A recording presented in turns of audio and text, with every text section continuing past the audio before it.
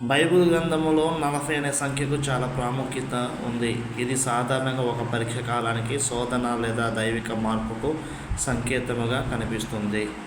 బైబిల్లో 40 రోజులు లేదా 40 సంవత్సరాలకు సంబంధించిన కొన్ని ప్రాముఖ్యమైన సంఘటనలు ఇక్కడ ఉన్నాయి. ఒకటి, యేసు అపవాది చేత శోధింపబడక ముందు అరణ్యంలో 40 పగలు 40 రాత్రులు ఉపవాసం ఉన్నారు. 2, నోవా కాలంలో జలప్రలయం. భూమిని జలప్రలయంతో శుద్ధి చేయడానికి దేవుడు 40 రాత్రి పగలు వర్షం కురిపించాడు. మోషే సీనాయి పర్వతంపై.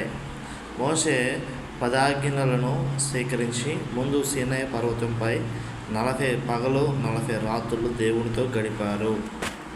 4, ఇజ్రాయేలు అరణ్య ప్రయాణం. అవిధేయత వల్ల ఇజ్రాయేలు 40 సంవత్సరాల పాటు అరణ్యంలో సంచరించాల్సి వచ్చింది.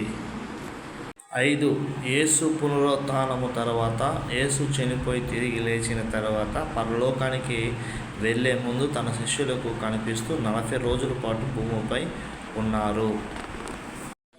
6, ఎలీషా మరియు ఏలియా దేవుని పర్వతమైన హోరేబుకు వెళ్ళడానికి 40 పగలు 40 రాత్రులు ప్రయాణం చేశారు.